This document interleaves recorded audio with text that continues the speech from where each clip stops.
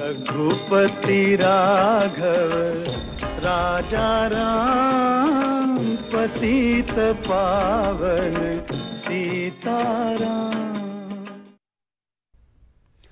नाज़रीन आदाब, मैं हूं सैयद अहमद जिलानी। आप सभी का खैर मकदम है। आज की खास पेशकश अहिंसा और बापू। गांधी जी की आज पैदाइश। जी हां, मुल्क भर में बाबा कौम महात्मा गांधी का यौम पैदाइश बड़े पैमाने पर मनाया जा रहा है। आज बापू का 147वां यौम पैदाइश है। इस मौके पर बापू को जगह जगह याद किया जा रहा है। महात्मा गांधी ने मुल्क को अंग्रेजों की गुलामी से आज़ाद कराने में अहम किरदार अदा किया था। साथ ही मुल्क में सेकुलरिज्म की बका के लिए भी इन्होंने अहम रोल निभाया है। आज चंद फ़िरका परस्त ताकतें बाबा कौम के उसूलों को फरामोश कर चुकी है, जिसके सबब मुल्क में जमहूरियत की बका को खतरा लाहक हो गया है। गांधी ने अदम तशद्दुद के जरिए मुल्क को अंग्रेजों की गुलामी से आज़ाद कराया। फ़िरका परस्त ताकतें आज मुल्क में मजहब के नाम पर बेकसूर लोगों पर हमले हो रहे हैं। हमें गांधी जी के उसूलों पर चलने की ज़रूरत है, वरना दुनिया की सबसे बड़ी जमहूरियत कहलाने वाले हिंदुस्तान की जमहूरियत खतरे में पड़ जाएगी। तो नाजरीन, शुरू करते हैं आज का खुसूसी प्रोग्राम अहिंसा और गांधी। रघुपति राघव राजा राम, पतित पावन सीताराम। और मुल्क आज बाबा कौम महात्मा गांधी की सालगिरह मना रहा है। इस मौके पर बापू को जगह जगह याद किया जा रहा है। बापू से मुताल्लिक एक अहम बात यह भी है कि इन्हें उर्दू ज़बान से काफ़ी लगाव था। गांधी जी ने मुख्तलिफ ज़बानों में अखबारात निकाले, जिसमें उर्दू अखबार भी शामिल है। इन्होंने हरिजन सेवक नाम से उर्दू अखबार शाया किया था। पेश उर्दू अखबार हरिजन सेवक पर रोशन आरा की खास रिपोर्ट। खींचो न कमानों को न तलवार निकालो, जब तो मुकाबिल हो तो अखबार निकालो।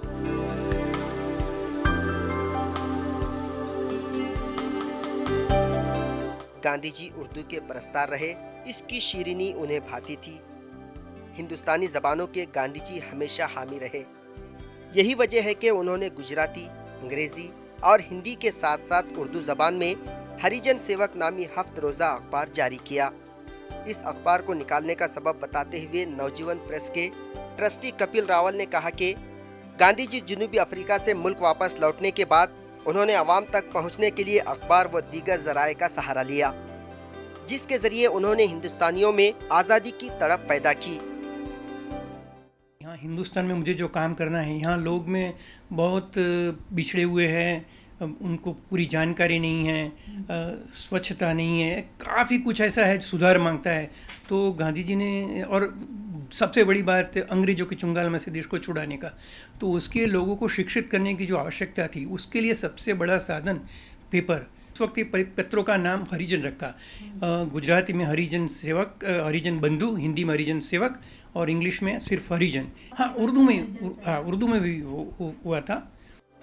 हरिजन सेवक का पहला शुमारा 5 मई 1946 बरोज़े इतवार अहमदाबाद के कालूपुर में मौजूद नवजीवन प्रेस से शाये हुआ, जिसकी कीमत उस जमाने में 2 आना थी। गांधी जी के दुनिया से कूच कर जाने के बाद इनकी तालीमात और सियासी विरासत वो नजरियात पर बहुत तहकीकी काम हो चुके हैं और आइंदा भी होते रहेंगे, लेकिन हरिजन सेवक पर इस तरह से कोई जामे काम ना हो सका जो इसका हिस्सा था।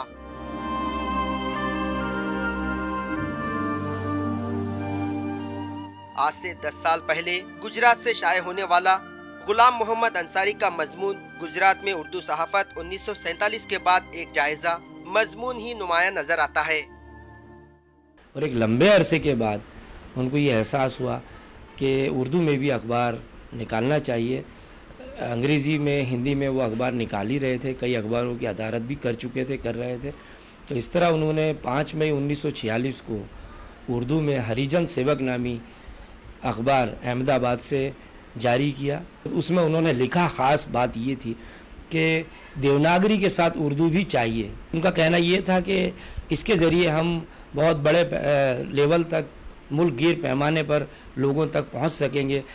आज़ादी से कब्ल उर्दू ही आम राब्ते की ज़बान थी, इसीलिए गांधी जी ने हरिजन सेवक अखबार शुरू किया था। उर्दू अदीब प्रोफेसर निसार अहमद अंसारी ने गांधी जी के अल्फाज को दोहराते हुए कहा कि जो जबान आमतौर पर बोली और समझी जाती है वो हिंदुस्तानी है। तकरीबन 3 साल तक हरिजन सेवक शाये होता रहा। इस अखबार में गांधी जी के मज़ामीन और इनसे खत व किताबत करने वालों के मसाइल वो खुतूत शाये होते रहे। और उर्दू एक ऐसी ज़बान थी जो तकरीबन कमोबेश थोड़े बहुत फ़र्क के साथ पूरे देश में बोली समझी जाती थी। इसलिए गांधी जी ने कहा कि वो ज़बान जो आम तौर पर बोली और समझी जाए, और उसको उन्होंने हिंदी के बजाय हिंदुस्तानी नाम दिया। असल में आज़ादी के बाद जो माहौल पैदा हुआ, बहुत सारे इज़म्स आए, वाद आए, उसमें भाषावाद भी आया, उर्दू पढ़ने लिखने वालों की तादाद घटने लगी और उर्दू पर्चा जारी रखना उनके लिए मुश्किल हो गया था। और आखिरी पर्चा उसका 8 फरवरी 1948 का शुमार था। लेकिन गांधी जी को जब ये पता चला तो उन्हें बड़ा अफसोस हुआ और उन्होंने अपने बड़े दुख का इजहार किया और ये कहा कि वो पर्चा जारी रहना चाहिए। 1949 में आखिर ये अखबार बंद हो गया। इसके बाद से आज तक गांधी जी का ये अखबार हमारी आंखों से ओझल रहा।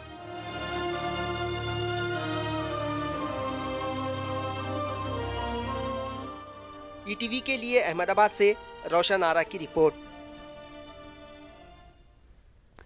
तो ये थी बापू की तस्वीर, कुछ झलकियों के साथ हमने आपको बताने की कोशिश की। और अब आइए इस पूरे मामले पर बात करते हैं, गांधी जी पर बात करेंगे। खैर हमारी इतनी औकात नहीं कि हम गांधी जैसी शख्सियत पर बात करें, लेकिन उनकी शख्सियत, उनकी सोच और देश को लेकर, मुल्क को लेकर वो क्या चाहते थे, इसको हम पेश करने की कोशिश करेंगे। हमारे साथ कुछ नौजवान भी हैं, पुनीत और बिलाल। पुनीत हमारे साथ जुड़े हुए हैं और बिलाल भी हमारे साथ स्टूडियो में मौजूद है। इसके अलावा दिल्ली से डॉक्टर दिलीप कुमार HOD शोबे सहाफत से और अहमदाबाद से रिजवान कादरी, चारों गेस्ट हमारे साथ मौजूद हैं। दिलीप कुमार साहब से मैं ये जानना चाहूँगा कि जिस तरह से आज हम गांधी जी को याद कर रहे हैं, अक्सर देखा जाता है 2 अक्टूबर आती है, हम गांधी जी को फूल पेश करते हैं, अकीदत पेश करते हैं, भूल जाते हैं। जब दौर था हिंदुस्तान की आज़ादी का, जो तहरीकें चली, जो कुछ ताउन गांधी जी का रहा, उस वक्त तो बिल्कुल जान देने वाले लोग गांधी जी के लिए तैयार थे, देश के लिए भी और गांधी के लिए भी। लेकिन आज हमें ऐसा लगता है कि हम सिर्फ गांधी जी को नाम से जानते हैं और तस्वीर पर फूल चढ़ाकर भूल जाते हैं आज के दिन को। उनकी सोच क्या सिर्फ आज़ादी की हद तक थी, या जब तक हिंदुस्तान ज़मीन पर कायम है तब तक गांधी की सोच कायम रहेगी? इसके लिए आज के देश को क्या करने की ज़रूरत है, डॉक्टर दिलीप कुमार?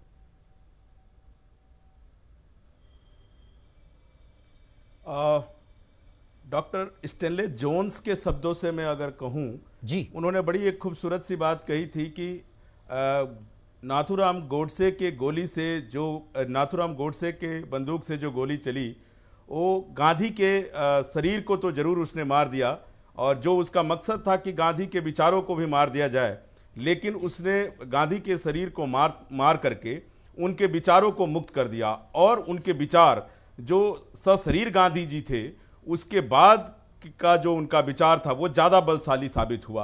और कहीं ना कहीं ये जरूर हमें अभी उन दोनों में थोड़ी सी भिन्नताएं नजर आती है कि जो गांधी उस समय जिन सपनों को लेकर के चले थे और जिस सपनों के भारत के बारे में उनका अपना विचार था, वो सपनों के भारत क्या हम आज देख पाते हैं, या क्या उस अहिंसा, सत्याग्रह या प्रेम की भावना को आज हम सामाजिक समरसता में देख पाते हैं? ये जरूर एक धीरे धीरे प्रश्न चिन्ह लग रहा है। लेकिन गांधी के विचारों की बुनियाद इतनी मजबूत है कि हम कहीं ना कहीं से घूम फिर करके गांधी का सहारा लेते हैं। आज भी गांधी उतने ही प्रासंगिक हैं जितना पहले प्रासंगिक थे। ये जरूर है परिस्थितियां बदली है और कुछ हवाएं बदली हैं, लेकिन उन बदली हुई हवाओं के बीच में भी गांधी उतने ही हमें प्रासंगिक आज भी नजर इसलिए भी आते हैं क्योंकि किसी भी समस्या का समाधान अगर हम ढूंढते हैं तो उस समस्या का समाधान हमें गांधी के विचारों में ही पाने को मिलता है। हम गांधी को किस तरीके से समझते हैं, या जरूर ये हो गया है जैसे अब वर्तमान हमारी सरकार है या पिछले कई सरकारें जो हमारी रही है,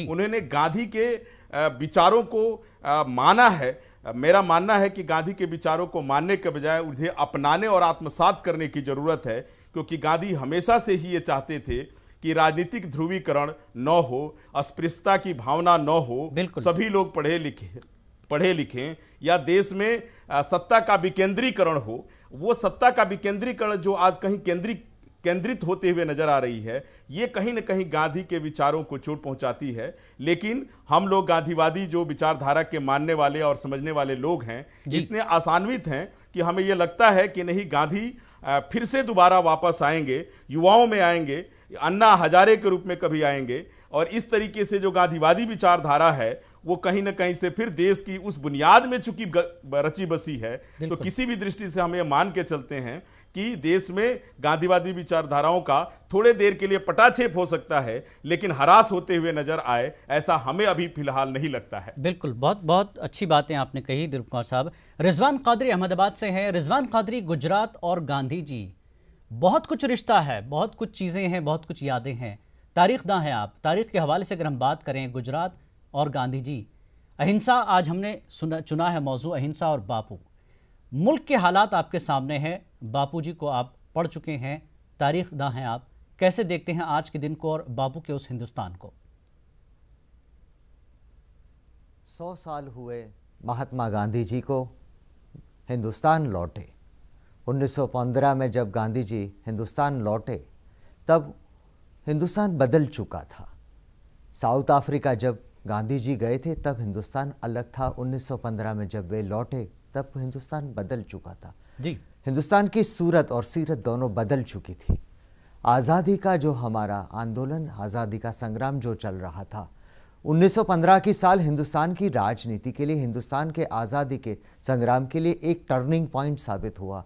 और गांधी जी इंडियन नेशनल कांग्रेस के 1915 के इजलास के वक्त सब्जेक्ट कमेटी के इलेक्शन में सिर्फ 3 वोट उनको हासिल हुए थे, वे हार चुके थे। मगर उसके बाद उन्होंने एक नया अध्याय, एक नया चैप्टर शुरू किया और पूरा हिंदुस्तान का इतिहास एक गांधी युग के नाम से कहा गया। 1915 में उन्होंने इसी अहमदाबाद शहर में अपना पहला आश्रम कायम किया था। 20 मई 1915 को उन्होंने कोचरब एरिया में अपना आश्रम कायम किया। उस आश्रम का नाम उन्होंने क्या रखा? सत्याग्रह आश्रम। सत्य के मार्ग पे मैं चलूंगा। और उसी आश्रम से उन्होंने सोशल रिफॉर्म की शुरुआत की। उन्होंने एक नया बदलाव, जो हमारी प्राचीन आश्रम प्रणाली थी, उसको उन्होंने रिवाइव किया। इसी आश्रम में उन्होंने एक दलित फैमिली को एंट्री दी। लोगों के इतना सारा ऑपोजिशन के बावजूद वे अपने सिद्धांत पे अड़ग रहे और यहां से एक नया चैप्टर शुरू हुआ और एक रेवोल्यूशन अहमदाबाद से शुरू हुआ। और आप देखें अहमदाबाद की जो पहचान हुई है, वैश्विक पहचान हुई है, साबरमती के संत तूने कर दिया कमाल। एक नदी को वर्ल्ड लेवल पे पहचान मिली है तो वो महात्मा गांधी की वजह से। बिल्कुल, बहुत अच्छी बातें आप दोनों मेहमानों ने की। हमारे साथ 2 मेहमान और भी हैं, नौजवान हैं, बिलाल बाली और पुनीत मिश्रा। पुनीत मिश्रा, युवा हैं आप, उस वक्त के हिंदुस्तान को और आज के हिंदुस्तान को कैसे देखते हैं? आपने गांधी जी के हिंदुस्तान को सिर्फ पढ़ा है। बिल्कुल जी, देखिए गांधी जी का हिंदुस्तान कैसा था हमने किताबों में ही पढ़ा है। और जब हम किताबें पढ़ते थे तो हमको ये बताया जाता था कि महात्मा गांधी हमारे राष्ट्रपिता हैं। महात्मा गांधी ने बहुत सारा संघर्ष किया, सत्याग्रह क्या होता है बचपन में शायद केवल पढ़ा था हम लोगों ने। उसके बाद धीरे धीरे जब हमने ग्रेजुएशन किया तब हमको समझ में आया कि सत्याग्रह के कितने अलग अलग तरीके उन्होंने, और सत्याग्रह एक वैज्ञानिक तथ्यों के आधार पर उन्होंने सत्याग्रह को डिफाइन किया था। लेकिन एक चीज़ जब हम आज तक आते हैं और हम ये देखते हैं कि महात्मा गांधी को लेकर क्या कुछ चल रहा है। आज ही की मैं बात बताता हूँ आपको कि आज मैंने फेसबुक में देख रहा था, उसमें मार्कंडे काटजू साहब का एक किसी ने शेयर कर रखा था। काटजू साहब उसमें लिखते हैं कि महात्मा गांधी असल हीरो नहीं थे, वो क्रांतिकारियों को असल हीरो बताते हैं और महात्मा गांधी को असल हीरो नहीं बताते हैं। हैरानी की बात होती है, हैरानी होती है कि और आज का युवा ये सोचता है कि आखिर महात्मा गांधी को हीरो क्यों नहीं बताया जा रहा, और आज क्यों जो हमने किताबों में जो बातें पढ़ी हैं जी, आखिर वो बातें क्या सच थी कि ये जो हमारे जस्टिस साहब बोल रहे हैं या नई बातें निकलकर सामने आ रही हैं वो सच है। फिर जानकारी ये निकलकर सामने आती है कि कहीं संविधान में नहीं लिखा है कि महात्मा गांधी राष्ट्रपिता हैं। तो ये सब बातें थोड़ी कंफ्यूज करती हैं।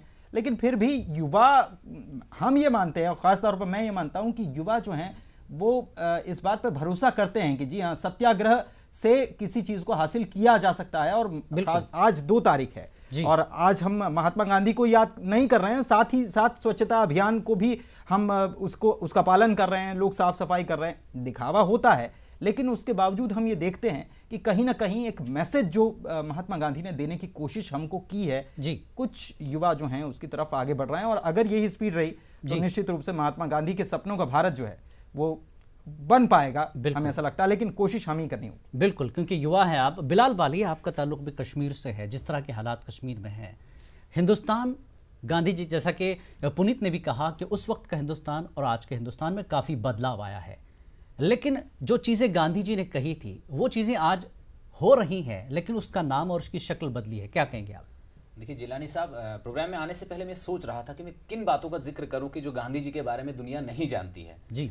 यहाँ पर आज हमें देखना होगा एक चीज़ को कि दुनिया भर में, पूरे आलम में, हम हिंदुस्तान की बात या कश्मीर की बात नहीं करना चाहेंगे यहाँ पे जी, पूरे आलम में, और इस चीज़ को एक्सेप्ट भी किया गया है, यूएन ने एक्सेप्ट किया है कि मतलब वर्ल्ड पीस डे के तौर पे आज के दिन को हम मनाएंगे। बिल्कुल। बात यहाँ पे आती है कि पूरे आलम में आज तशद्दुद का इतना आलम है, दहशतगर्दी इतनी हद तक बढ़ रही है कि एक आम इंसान सुबह घर निकलने से पहले सोचता है कि क्या पता मैं शाम को घर लौटूंगा वापस या नहीं लौटूंगा। तो इन चीज़ों में गांधी जी की उन बातों, गांधी जी की मतलब अहिंसा हमने सुना है या सत्याग्रह सिर्फ सुना है, हमने उसको जिया नहीं है। बात है कि उनको पढ़ने की और उनको समझने की बेहद ज़रूरत है। आज उन्होंने कहा था कि मतलब अगर आप चेंज देखना चाहते तो सबसे पहले अपने आप को बदलो आप। उस वक्त जब आज़ादी का दौर चल रहा था, गांधी जी की जदोजहद आज़ादी में वो उन्होंने हिस्सा लिया था जी। उस वक्त चाइना में मतलब मार्क्स थ्योरी पे एक वहाँ पे एक कॉन्सेप्ट आया था कि freedom flows on the barrel of the gun, मतलब हमें अगर आज़ादी हासिल करनी है तो गन के बैरल के हिसाब से आज़ादी। लेकिन गांधी जी ने प्रूव कर दिया कि हम अहिंसा को छोड़ के हम अदम तशद्दुद के जरिए ही आज़ादी को हासिल कर सकते हैं। तो ये चीज़ को आज के वक्त में बेहद ज़रूरी है कि इसको इम्प्लीमेंट किया जाए, इस चीज़ को समझा जाए। बिल्कुल। और कहीं हद तक यूथ समझता है कि हमें फ़र्क, पहले पुनीत साहब ने जैसे कहा कि जब बचपन में हम लोगों ने पढ़ा कि गांधी जी देश के राष्ट्रपिता थे, उनके बारे में पूरी चीज़ें पढ़ी, लेकिन जो हम मैच्योर होते गए और हायर एजुकेशन की तरफ आते गए तो वहाँ पे कन्फ्लिक्ट दिखता गया। एक सोच हमें ये बता रही कि वो नहीं थे और एक सोच बता रही है कि वो आज़ादी, जदोजहद आज़ादी के हिस्सा रहे थे, तो वहाँ कन्फ्यूजन आ जाती है। लेकिन हमें उस कन्फ्यूजन, एक पॉलिटिकल वो हो जाता है, पॉलिटिकल थ्योरी आ जाती है कि कौन सोच हमें कहाँ की तरफ लेके जाती है। हमें उस चीज़ को समझना है। हमें गांधी जी ने जो अपनी किताबों के जरिए हमें पैगाम दिया, उनकी मतलब जो हयात ज़िंदगी के बारे में हम पढ़ के अगर उन चीज़ों को समझेंगे जी, और आज इस दुनिया में, कश्मीर में चाहे या हिंदुस्तान में या आलम में, गांधी जी की उस फिलॉसफी को मानने की बेहद ज़रूरत है ताकि दुनिया भर में अमन को कायम किया जाए। और मैं यहाँ पर एक जिलानी साहब एक बात और मैं यहाँ पर, चूंकि आज हम चर्चा कर रहे हैं प्रासंगिकता क्या है गांधी जी की आज के दौर में, आज के भारत में, आज के हमारे मुल्क में गांधी जी कितने प्रासंगिक है, ये सवाल आज क्यों है, ये सवाल हमको ये समझना होगा कि ये सवाल जो है वो केवल और केवल उन पॉलिटिकल लीडर्स की वजह से है जो गांधी जी को मानते तो हैं लेकिन केवल अपने फायदे के लिए, और जब उनका फायदा हो जाता है तो वो भूल जाते हैं। और यही वजह है कि आज हमको इस बात पर चर्चा करनी पड़ती है कि गांधी जी की प्रासंगिकता क्या है, कितने वो हमारे लिए इंपॉर्टेंट है। महात्मा गांधी, राष्ट्रपिता, बापू, हम सब याद करते हैं, लेकिन आखिर ऐसी जरूरत क्या है? क्या हम साल भर तक हम उनको याद नहीं रख सकते? लेकिन ये केवल मुझे ये लगता है कि राजनेताओं की वजह से दिग्भ्रमित या जो इधर उधर माइंडसेट लोगों का बिगड़ा है, वो केवल पॉलिटिकल लीडर्स की वजह से। बिल्कुल, बहुत अच्छी बातें हुई हैं। हम चारों मेहमानों से यही गुजारिश करें कि आप चारों मेहमान हमारे साथ जुड़े रहें।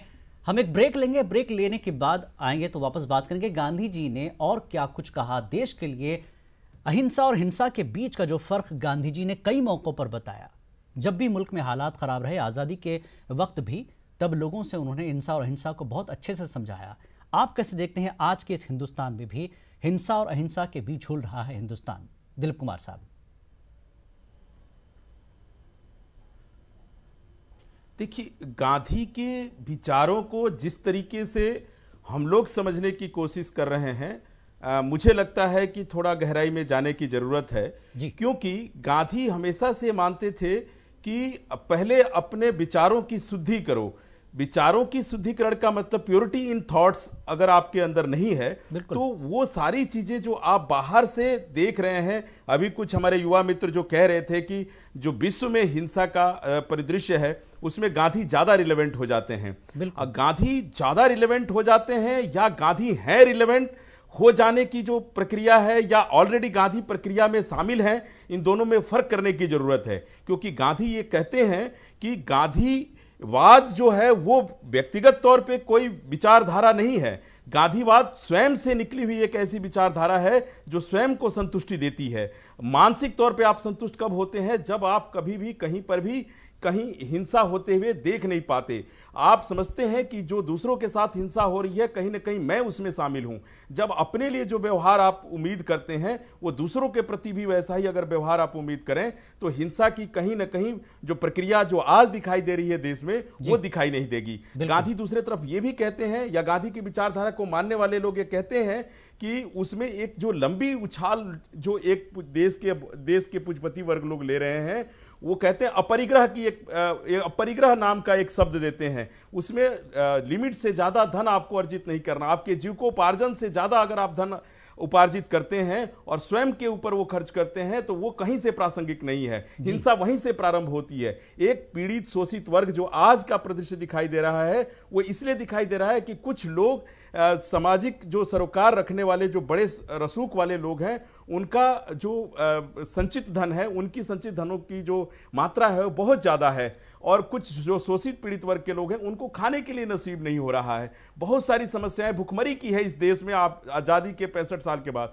गांधी जी उस समय आर्थिक स्वराज की बात करते थे। वो कहते थे कि वो राजनीतिक तौर पे वो राज्य की कंसेप्ट को नहीं मानते थे, राज्य की विचारधारा को नहीं मानते थे। वो कहते थे कि राज्य अगर होगा तो वहां पर दबंग और समाज के जो रिचेस्ट क्लास के जो लोग हैं वो राजनीति को करेंगे। तो कहते थे कि राज्य नाम का कंसेप्ट नहीं होना चाहिए, वहां पर सेवा भाव की कंसेप्ट होना चाहिए। आर्थिक विकेंद्रीकरण की बात गांधी जी उस समय करते हैं, लेकिन आज आर्थिक विकेंद्रीकरण नहीं हो रहा है। कहीं ना कहीं हमें इस पर सोचने की जरूरत है। दूसरा जो हिंसा का एक आज दौर चल रहा है, गांधी को लोग इंडोर्स जो करने वाले लोग हैं, बड़े हैरानी की बात है कि गांधी की जो इंडोर्स करने वाले लोग हैं उनके विचारधारा को नहीं मानते। जो हमारे पॉलिटिकल क्लास के लोग हैं जो आए दिन कहीं ना कहीं किसी मीटिंग में किसी सभाओं में गांधी को इंडोर्स कर रहे होते हैं, वो गांधी के जो सुचरित्र है या बिल्कुल गांधी जी का इंसानियत और खिदमत, ये जज्बा अहम था। इन्होंने इसी को आगे बढ़ाया। दिलीप साहब बहुत अच्छी बातें आपने कही। रिजवान हमारे साथ हैं। रिजवान कादरी, अहिंसा और हिंसा के बीच के जो फर्क दिलीप साहब ने भी कहा है,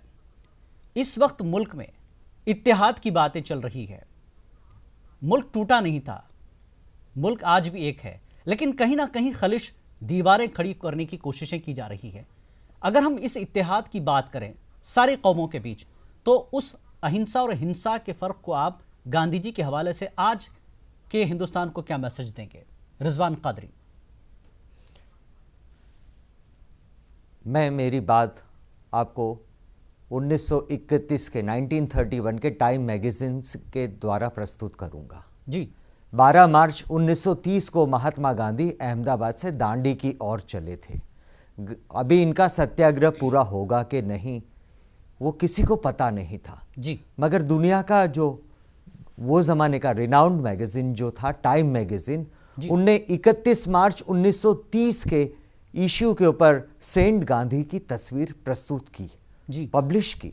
मगर 1930 का 1930 का वो दौर था, तब हिटलर का उदय हो चुका था, मुसोलिनी का उदय हो चुका था। दुनिया के अंदर डिप्रेशन वर्ल्ड की मंदी चल रही थी। उस दौरान किसी एक व्यक्ति की पसंद करना था, एक व्यक्ति को पसंद करना था और उसे मैन ऑफ द ईयर का टाइटल मिलना था। और आप देखें हिटलर यानी हिंसा का प्रतीक, मुसोलिनी वो भी हिंसा का प्रतीक था। तब 1931 के 5 जनवरी के इश्यू में मैन ऑफ द ईयर के तौर पर महात्मा गांधी जी को नवाजा गया था, क्योंकि वे प्रतीक थे सत्य, अहिंसा और सत्याग्रह के प्रतीक थे, इंसानियत के वे प्रतीक थे। एक ऐसे इंसान थे जिन्होंने अपने एक 5 फुट 5 इंच की गांधी जी की हाइट थी। आप देखें अभी रिसेंटली मुझे उनका जो बॉडी का डिस्क्रिप्शन वो देखने मिला है महाराष्ट्र आर्काइव्स में। एक 5 फुट 5 इंच की ऊंचाई वाला बंदा क्या कर सकता है? अहमदाबाद से 240 मील चला, दांडी की ओर चला और उन्होंने अपना मुकाम दुनिया को बता दिया कि आप सत्य के माध्यम से, अहिंसा के माध्यम से क्या कर सकते हैं, अंग्रेजों की ताकत को भी हिला सकते हैं। आज वही मार्ग पे हमको चलने की जरूरत है और यही मैन ऑफ द ईयर का 1931 का गांधी जी को जो टाइटल पे जगह मिली थी, टाइम मैगजीन में जगह मिली थी, वो उनकी सिर्फ नाम नहीं था, उनकी शख्सियत नहीं थी, वो सत्य की ताकत थी, वो अहिंसा की ताकत थी, वो सत्याग्रह। बिल्कुल, सच्चाई और अहिंसा के जरिए उन्होंने एक बड़ी ताकत को, अंग्रेजों की एक बड़ी ताकत को बेबस कर दिया था और 47 का वो दिन हिंदुस्तान को देखने को मिला था। पुनीत हमारे साथ हैं, युवा नौजवान हैं। ब्रेक में हम बात कर रहे थे हिंदुस्तान जब आज़ाद हुआ, दिल्ली और कोलकाता की कुछ बात करें। हम चाहते हैं कि हमारे नाज़रीन भी उनकी इस बात को सुने। पुनीत, आप कह रहे थे जी हाँ, दिल्ली और कलकत्ता की बिल्कुल बात। जिलानी साहब, मैं ये आपको ये बता रहा था कि ईटीवी पर ही मैं कुछ दिन पहले प्रोग्राम देख रहा था। ईटीवी उत्तर प्रदेश पर ये प्रोग्राम चल रहा था और उसमें इस बात का जिक्र था कि 1947 15 अगस्त 1947 का वो दिन जब देश आज़ाद हुआ था, और जब देश आज़ाद हुआ था तो कुछ जगहों पर जश्न मनाया जा रहा था, लेकिन कई सारी ऐसी जगहें थी जहाँ पर लोग एक दूसरे के खून के प्यासे थे। और तब आपने एक बहुत अच्छा प्रोग्राम मैंने देखा था, उसमें एक बहुत बढ़िया सवाल उठाया गया था, और सवाल ये था कि आज़ाद उस दिन था कौन। दरअसल पंडित जवाहरलाल नेहरू जो हैं वो प्रधानमंत्री उस वक्त थे, और वो दिल्ली में कैद होकर रह गए थे क्योंकि हर तरफ दंगे बहुत ज़्यादा फैले हुए थे जी। दूसरी तरफ महात्मा गांधी की इमेज जो है वो आप समझिए कि कितनी अच्छी इमेज थी। कोलकाता में जहां सबसे ज्यादा दंगे हो रहे थे, वो उस इलाके में बगैर किसी लाव लश्कर के, बगैर किसी सुरक्षा के वहां पर घूम रहे थे और लोगों को समझाने की कोशिश कर रहे थे कि शांत रहिए, और उनकी जो मंशा थी वो करने की कोशिश कर रहे थे जी। तो इससे ये समझ में आ जाता है कि उनकी इमेज क्या थी। इतने हिंसाग्रस्त इलाके में वो वहां जा करके और वहां लोगों को समझा रहे, लेकिन उनका कोई बाल बांका नहीं हुआ।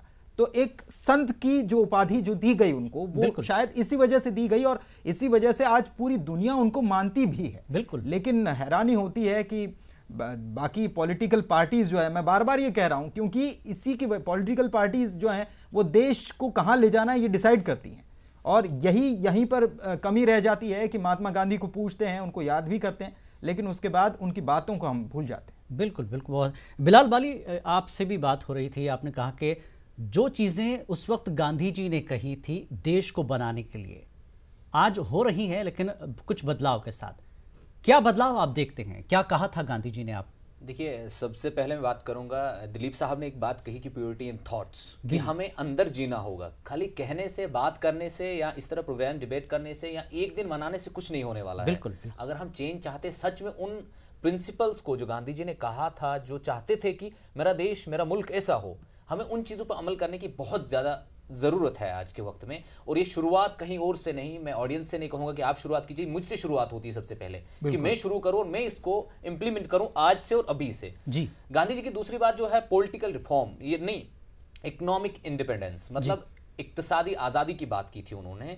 जब वो 1915 में हिंदुस्तान वापस आए, उससे पहले उनका रहन सहन वो अलग था, क्योंकि वो अफ्रीका में रहे, उससे पहले लंदन में थे, तो उनका रहन सहन, पहनावा वगैरह सब अलग था। बिल्कुल। लेकिन जब हिंदुस्तान वापस आए तो सबसे पहले उन्होंने अपने पहनावे को बदला कि अगर मुझे हिंदुस्तान के लिए कुछ काम करना है तो मुझे इसमें ढल जाना होगा, मुझे लोगों को बताने से पहले अपने आप को उस काबिल बनाना होगा कि लोग मेरी बात को समझ सके। तो सबसे पहले उन्होंने अपना जो उनका ड्रेस था, जो आखिरी दम तक उन्होंने पहना, वो चीज़।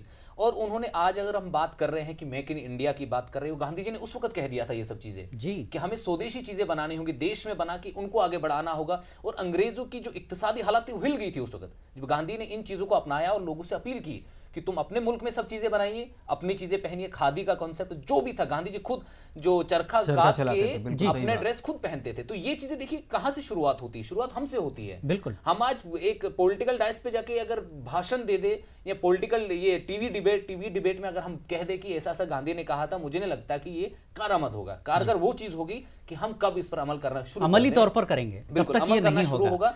और जो इकोनॉमिक इंडिपेंडेंस है, उन्होंने जो ख्वाब देखा था उसको आज इंप्लीमेंट करने की जरूरत है। जो मेक इन इंडिया है, जो भी है, हमें मुल्क को इतना ताकतवर बनाना होगा ताकि जो भूखमरी, किसान जो परेशान है मुल्क भर में, उन सबको एक अपना हक मिल सके और वो मुल्क की तरक्की में अपना हक अदा कर सके। बिल्कुल, बहुत अच्छी बात। दिलीप कुमार साहब हमारे साथ हैं। दिलीप कुमार साहब, जिस तरह से बिलाल बाली ने भी कहा कि हमको सिर्फ याद करने से नहीं, हमको प्रैक्टिकली वो चीज़ लानी पड़ेगी। महात्मा गांधी ने जो कुछ कहा है, लेकिन इसको प्रैक्टिकल कैसे किया जाए? हालांकि नरेंद्र मोदी ने इस मौके पर, खास मौके पर कहा था कि खादी खद्दर जो है वो हर आदमी कम से कम हफ्ते में एक दिन पहने या उसको खरीदे, ताकि ये जो खादी उद्योग है वो बेचारे जिनकी कई समस्याएं, कई परेशानियां हैं, वो सब बाहर आ सके।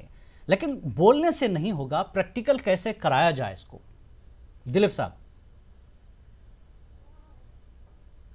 देखिए इसमें राजनीतिक इच्छा शक्ति पे प्रश्न चिन्ह इसलिए भी लगता है क्योंकि यदि अगर हमारे देश के जो सबसे बड़े रहनुमा हैं, इस लोकतंत्र के सबसे बड़े रहनुमाई करने वाले, हमारे अपने आप को प्रधान सेवक कहने वाले इस देश के जो हमारे प्रधानमंत्री मोदी जी हैं, वो कहते हैं कि खादी अपनाओ ताकि खादी से वो स्वदेशी की भावना जागे, स्वदेशी का जो फीलिंग आए वो मन में आए। लेकिन वो स्वदेशी की विचारधारा लाने के लिए क्या हम स्वयं में स्वदेशी उतना महसूस करते हैं?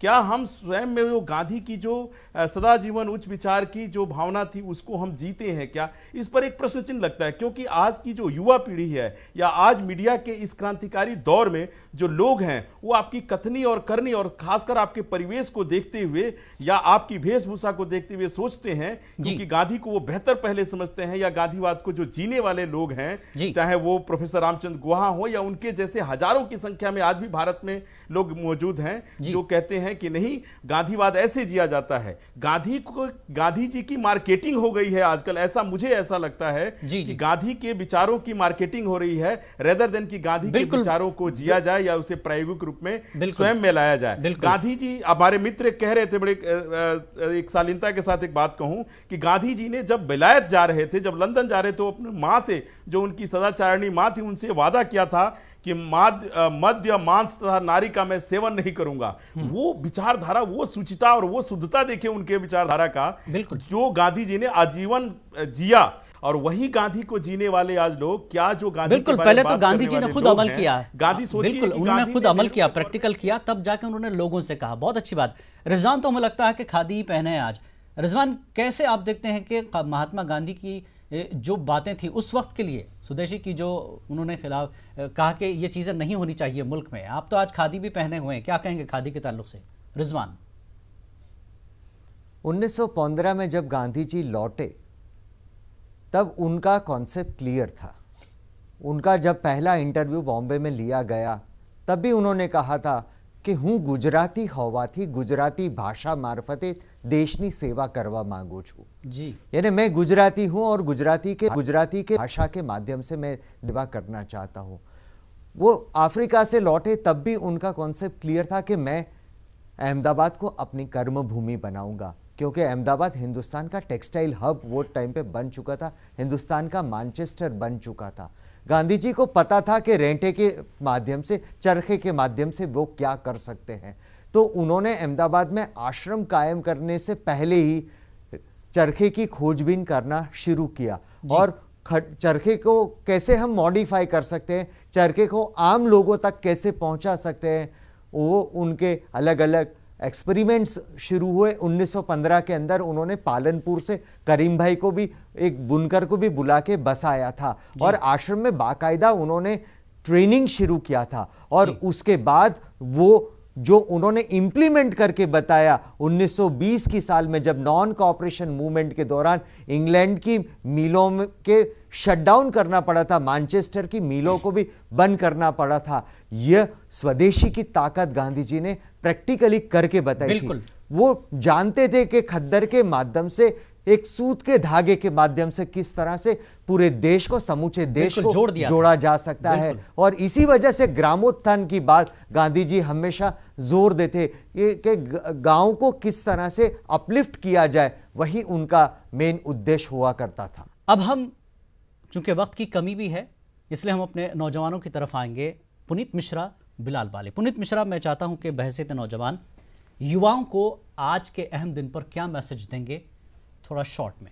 देखिए, सबसे ज़्यादा ज़रूरी बात मैं यहाँ पर कहना चाहूँगा, महात्मा गांधी ने एक बात कही थी, उन्होंने कहा था कि आज़ादी इसके बगैर संभव नहीं, कि अगर गलती करने की अगर उसमें गुंजाइश ना हो तो वो आज़ादी नहीं है जी। काटजू साहब ने जो लिखा है, मुझे उस पर आपत्ति है, मैं यहाँ पर दर्ज करा रहा हूँ, लेकिन यहाँ पर हमको ये सोचना होगा कि महात्मा गांधी ने हमारे लिए सोचा है, हम उनके लिए कितना सोचते हैं, क्योंकि हम उनको जब बापू बहुत कहते अच्छी हैं, बात, उन्हें नमन करते हैं, तो फिर उनके बताए हुए रास्ते पर चलने में शर्म किस बात की है। और हमको राजनेताओं को भी चलाना चाहिए, उनको भी सिखाना चाहिए कि इस रास्ते पर चलिए, ये सही रास्ता है, बापू ने हमें यही रास्ता दिखाया था हमारे हिंदुस्तान को आगे ले जाने की। बिल्कुल, गांधी जी ने देश के लिए जिया है, देश के लोगों के लिए जिया है, तो हमें भी कहीं ना कहीं गांधी जी के लिए भी जीना पड़ेगा। बिलाल बाली, आपका मैसेज आज के दिन? जी, मैसेज ये रहेगा कि गांधी जी हमेशा सुपरस्टिशियस, जिसे हम दकियानूसी ख्यालात कहते हैं, गांधी जी खुद तो एक प्रैक्टिकल इंसान थे, वो मजहबी इंसान थे।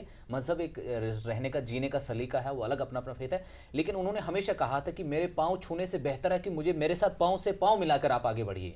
तो वही चीज़ है, आज हमें किसी और चीज़ में जाने की ज़रूरत है। उसकी जो डॉक्ट्राइन थी, जो एक सोच थी, हमें उसमें जीने की ज़रूरत है। मैं कौम के जवानों से अपील करता हूं कि जो आज नॉन वायलेंस या वायलेंस की बात हो रही, जो वायलेंस जो बढ़ चुका इस हद तक, उसको मतलब हवा दी जा रही है, इससे हट के गांधी जी के उस एस्पेक्ट को एक बार पढ़ लें ज़रूर। बिल्कुल, ज़रूर जरूर पढ़ लें एक बार कि उन्होंने नॉन वायलेंस को क्यों तरजीह दी थी वायलेंस पे, और किस तरह उन्होंने जीत हासिल की थी उस वक्त नॉन वायलेंस तरीके से। तो इसी चीज को अमल करने की सख्त जरूरत है। सिर्फ युवाओं को नहीं, मेरे ख्याल से जैसा पुनीत ने कहा कि सियासी लोगों को भी अब ये पढ़ाना पड़ेगा कि अहिंसा क्या थी, महात्मा गांधी ने क्यों कहा ये। बिल्कुल। डॉक्टर दिलीप कुमार और रिजवान कादरी दोनों बुजुर्ग हमारे साथ हैं, प्रोफेसर भी हैं। दिलीप कुमार साहब, आपने कई बच्चों को पढ़ाया है, युवा इस देश का भविष्य है। युवाओं के लिए आज का मैसेज, और अगर चाहें तो आप सियासतदानों को भी कोई मैसेज दे सकते हैं। दिलीप साहब।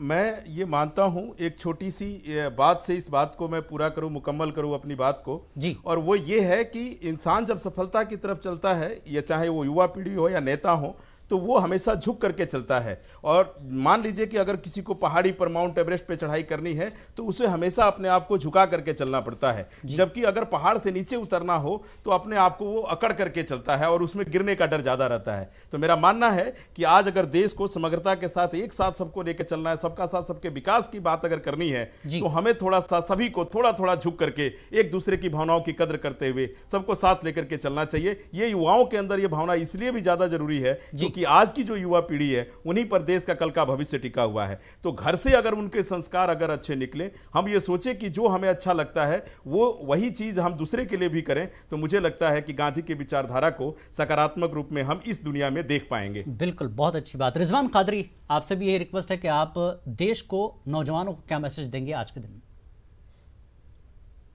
मेरा नौजवानों से गुजारिश है कि एक बार गांधी जी की ऑटोबायोग्राफी पढ़े। जी, गांधी क्या है, गांधी के विचार क्या हैं, तो उसका उनको अंदाज़ा आएगा और उनको ख्याल आएगा कि गांधी क्या है, मैन ऑफ द मिलेनियम के तौर पे उनको क्यों नवाजा गया है। ये ज़रूर से पढ़ा जाए। जी बिल्कुल, बहुत अच्छी बात है। बहरहाल चारों मेहमान, चाहे वो नौजवान हो, प्रोफेसर हो, रिजवान कादरी, एक ही मैसेज यहाँ से निकला कि गांधी जी को पहले पूरी तरह से देख लें, पढ़ लें, समझ लें, फिर उसके बाद अप्लाई करें कि देश आप कैसे बनाना चाहते हैं, मुस्तकबिल का हिंदुस्तान कैसे देखना चाहते हैं। जैसा कि बाली ने भी कहा और पुनीत ने भी कहा कि पहले प्रैक्टिकल हो जाए, प्रैक्टिकल खुद में करें, जैसा कि गांधी जी ने भी खुद कहा था कि पहले खुद प्रैक्टिकल हो जाइए, उसके बाद फिर मैसेज दीजिए। तो आज का हमारा मैसेज तो यही है कि अहिंसा के साथ जो गांधी जी के जो उसूल थे, जो बातें थी, उसको समझने की ज़रूरत है और उस पर अमल करने की ज़रूरत है। आप तमाम मेहमानों का इस खास मौके पर हम पूरी टीम के साथ शुक्रिया अदा करते हैं और हम भी उम्मीद करते हैं कि एक बेहतर मुस्तकबिल के लिए, बेहतर हिंदुस्तान के लिए हम गांधी जी की बातों पर ज़रूर अमल करेंगे और आगे बढ़ेंगे। फिलहाल हमको बताएंगे कि मेरठ शहर की खासियत उसकी तारीखी अहमियत से वाबस्ता है। मेरठ ने अपनी तारीख में कई अहम शख्सियात की यादों को सजो कर रखा। ऐसी ही एक अहम शख्सियत है मोहनदास करमचंद गांधी। पेश एक रिपोर्ट।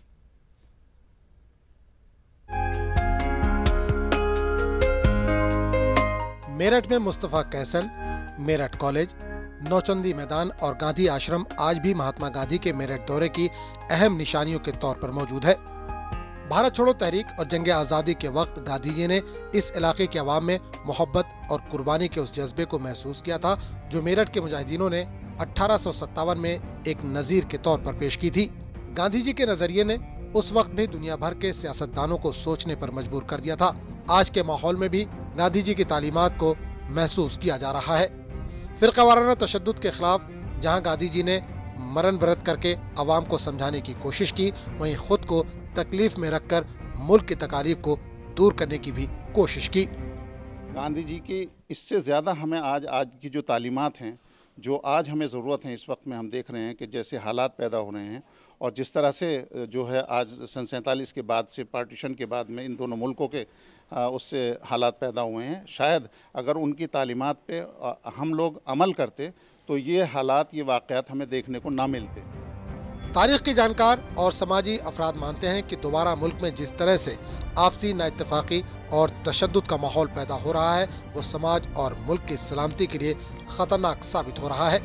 गांधी जी के वक्त में मुल्क में जब कभी भी इस तरह के हालात पैदा हुए या पैदा करने की कोशिश की गई तो गांधी जी ने तहरीक, अनशन और मरण व्रत के जरिए अवाम को न सिर्फ समझाने की कोशिश की बल्कि हुकूमत को भी मजबूर कर दिया। गांधी कभी भी भारत का विभाजन नहीं चाहते थे। अंतिम समय तक, आखिरी तक वो इसी में लगे रहे कि विभाजन ना हो, और जो झगड़े उनके सामने शुरू हो गए थे विभाजन से जस्ट 1-1.5 साल पहले बांग्लादेश में भी और बाकी इलाकों में, वो वहीं घूमते रहे। उन्होंने सारी पॉलिटिक्स सब कुछ छोड़ दिया, बस वो झगड़े रुकवाते हुए घूमते रहे। उनका एक ही अंत तक यही रहा कि तुम लड़ो मत, तुम जुड़े रहो, क्योंकि अगर तुम लड़ोगे और टुकड़े में बटोगे तो फिर और लोग तुम्हारा फ़ायदा उठाएंगे। 2 अक्टूबर और 30 जनवरी को महज तकरीबात और जलसों का इनेकाद करके समाजी जिम्मेदारियों से सुबकदोशी हासिल नहीं की जा सकती। गांधी जी को सही खराज अकीदत उनकी तालीमात पर अमल पैरा होना है। मेरठ से ईटीवी उर्दू के लिए तंजीर अंसार की रिपोर्ट।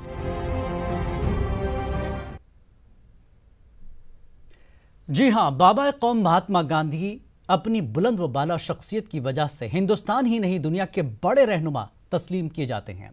महात्मा गांधी के सियासी नजरियात, फलसफियाना ख्यालात, अदम तशद्दुद पर मबनी नजरिया हयात ने इन्हें हमेशा के लिए जादवां बना दिया।